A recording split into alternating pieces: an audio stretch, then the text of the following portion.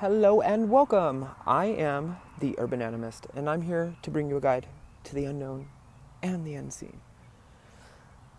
It's Wednesday, Wodensday Rune reading. This is my friend, the ash tree. Well, my friend, I'm not really acquainted with him yet, or her, but I've come to it a couple times. So I'm going to do my rune reading here. I just love this. Okay, you ready? So this rune reading is for anybody who needs it, anybody who is really in need of direction. This is for you, okay? So let's get started. Oh my gosh, sorry. Odin, on your day, I ask that you guide my hand. Let me pick the runes that show truth. O sacred Norns, hear me please. Guide my hand so that my viewers can see.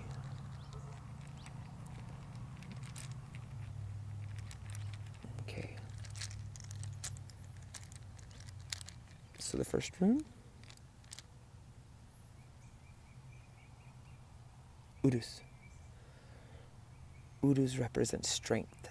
It also can be healing. It also represents a connection to the earth. This energy is like magma, like lava. This is Uruks. It could be some difficulty coming your way or a difficulty in your path because they're big, but it also could represent strength you have. You are strong. Do not forget your strength, okay? Do not. Second one.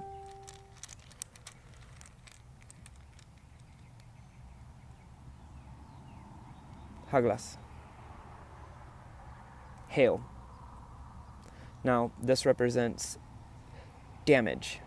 Adversity that comes and hits you hard, but it leads to your growth and your success.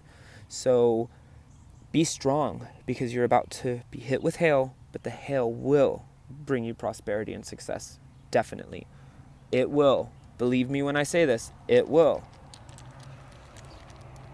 And then Suilo, the sun, success. So Udu says, keep your strength and keep fighting hard. Keep pushing through. There will be a few setbacks. There might be some hurdles in your way. You will be pelted with hail or with something that will increase and advance your success and your growth, and you will be successful for it. Everything's going to work out perfectly. Well, that was awesome. Okay, so now what do we talk about? I'm going to talk a little bit about animism. I'm going to just double up this video. I haven't made a video in a couple of days. I've been crazy busy, so I'm going to kind of make up with it for right now. So, animism. What even is animism? Animism is not just a belief, but a knowing.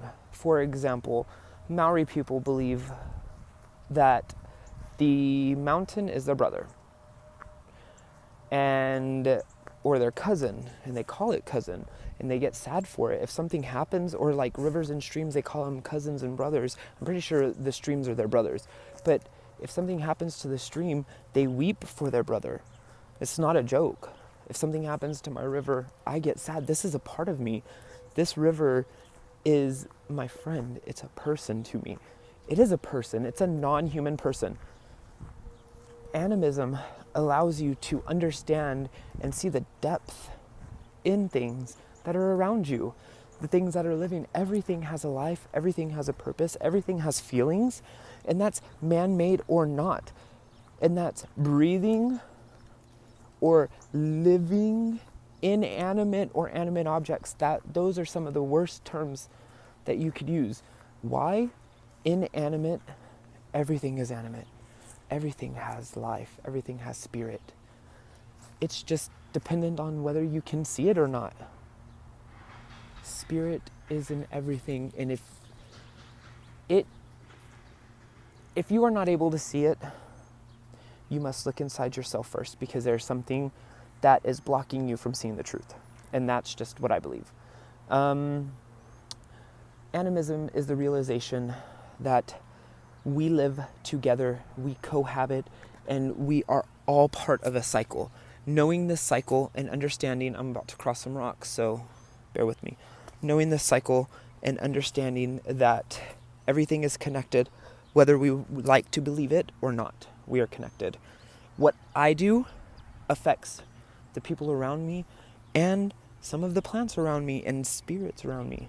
For example, let's say I was to be brutally attacked, right, and murdered. I'm just making something up.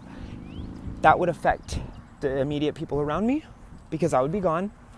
And then the spirit of the river that I come and talk to, that I come and work with, it would affect that spirit because I would be gone. It would know what would happen. I'm sure it would find out, and I'm sure I would be able to come to it in spirit, but the fact still remains. Everything is affected. Like, who will give the river offerings if not me? And I'm not saying nobody else does it.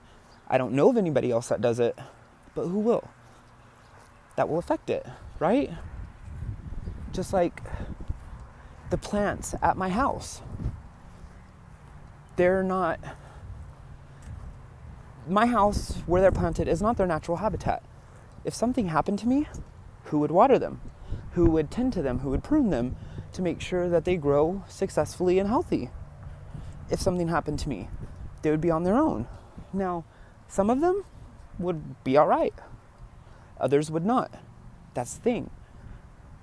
Everything is affected by everything else. We live in a symbiotic universe, in a symbiotic reality. That's why astrology works. I don't care what you think. I don't care what you say.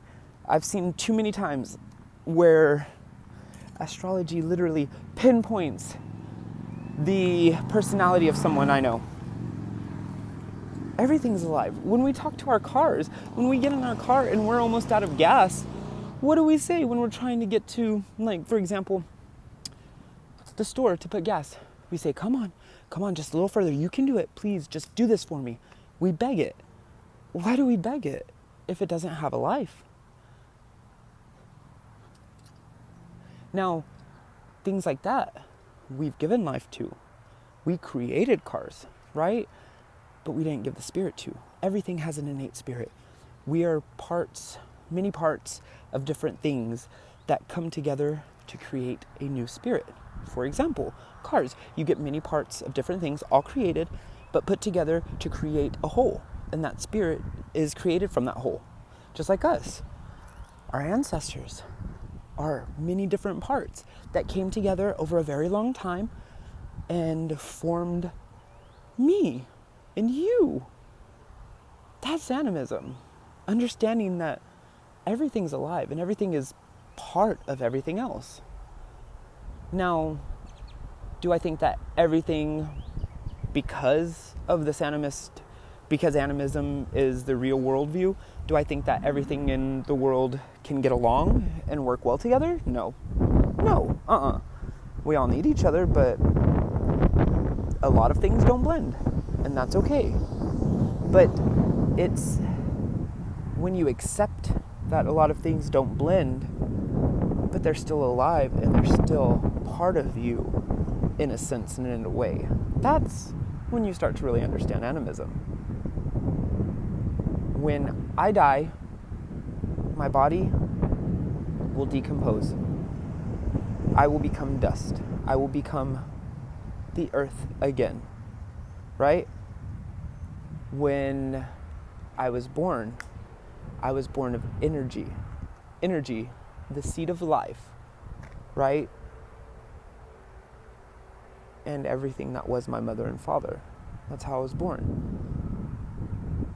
We are part of everything. Our spirits will not die. Our spirits are magic. When we do magic, we extend our spirit and our personal power, our magical abilities to affect the world around us. Anyways, this is just what I think. And I might have rambled. I might not have been too coherent. Like I said, it's been a long week and it's only Wednesday. I hope everybody's having a wonderful day. I hope the rune reading at the beginning of this video helps somebody. And I am the Urban Animist. I hope that I have brought to you a guide to the unknown and the unseen today, or illuminated some of the unknown and the unseen. I'll see you later.